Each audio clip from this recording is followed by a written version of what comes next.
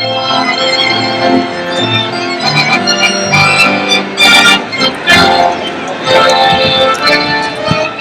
happy spot. I'm in Italy. You're in Venice.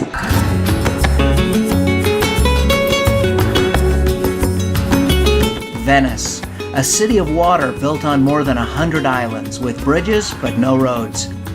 Join us today as we arrive in this medieval city in a lagoon, ride a boat the length of the Grand Canal, find ourselves a great hotel, feed pigeons in front of St. Mark's Basilica, ascend to the top of the Campanile bell tower for a great view over the red-brown roofs, cruise around the island city at sunset, and listen to dueling orchestras in St. Mark's Square after dark.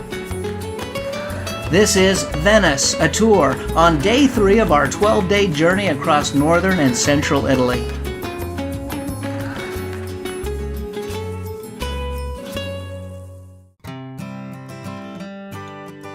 This morning we woke up in Padua, a city just a 20-minute train ride from Venice. The breakfast in the penthouse dining room of our hotel was simply amazing, and breakfast would only get better tomorrow in our Venetian hotel. Many tourists stay in Padua, where hotels are much cheaper, and day trip into Venice. We saved by staying there last night, but we'll get to stay in Venice the next 2 nights.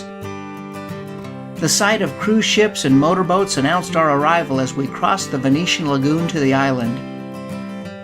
The Santa Lucia train station is a one-of-a-kind experience. One moment you're on a train, the next you're immersed in the bustle of competing boats on Venice's busy Grand Canal. I feel like yelling, I came back! It's still here.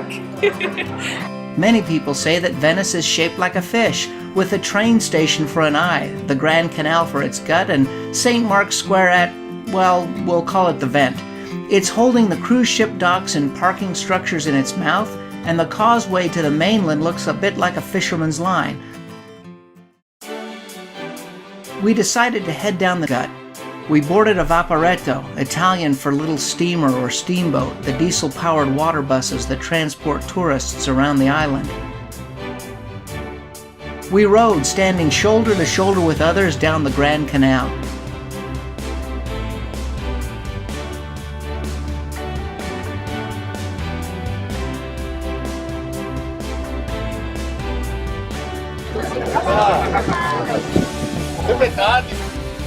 It was a beautiful sight in the late morning sun.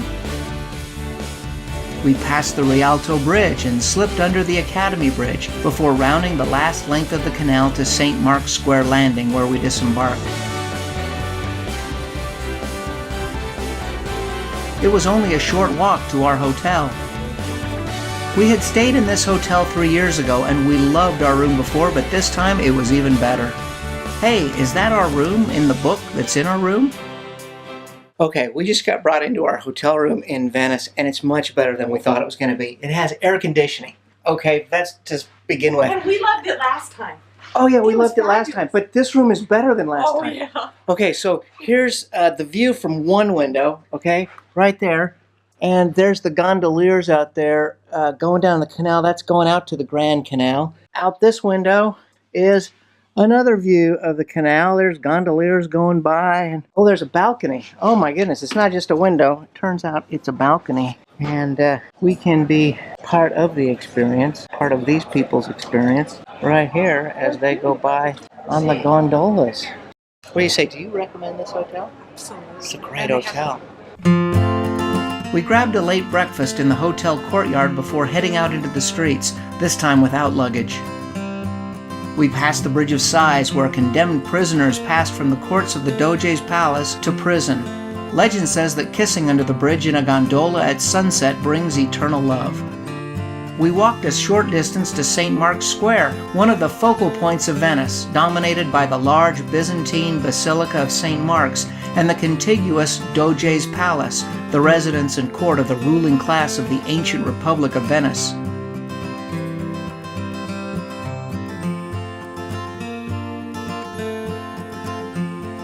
We were here to feed the pigeons.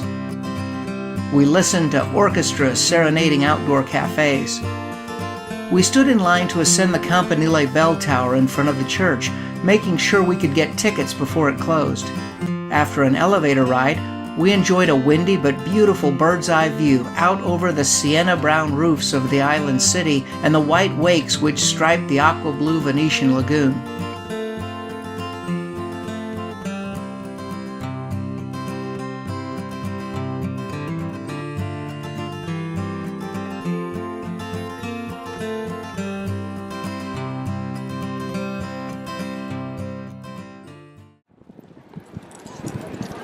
Hey, we're in a vortex of trash.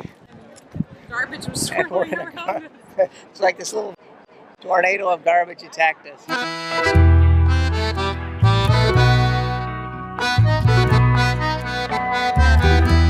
We walked narrow streets across the island to the Rialto Bridge, an iconic landmark stretching over the Grand Canal, where a young Italian couple had just been married.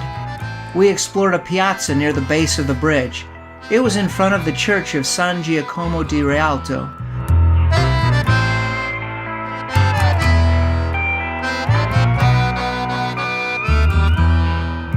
Overlooking the waterway, we found a cafe with great food. We decided to board another Vaporetto water bus. The boat would motor up the Grand Canal and then circumnavigate the island city. We positioned ourselves on chairs on the boat's bow.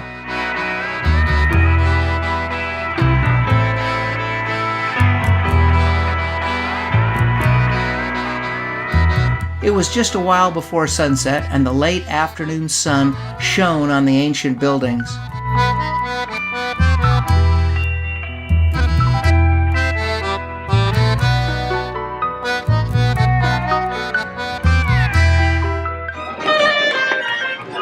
After dinner in a restaurant near our hotel, we took an after-dark stroll through St. Mark's Square.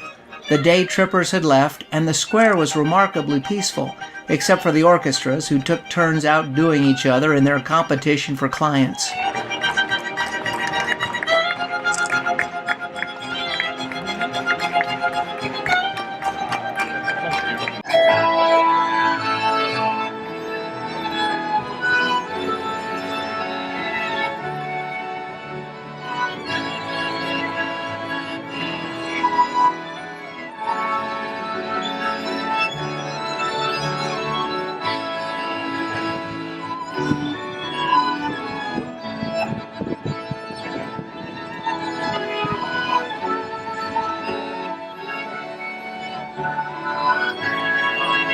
We returned to our hotel for some needed sleep. Tomorrow we explore the other islands of the Venetian lagoon.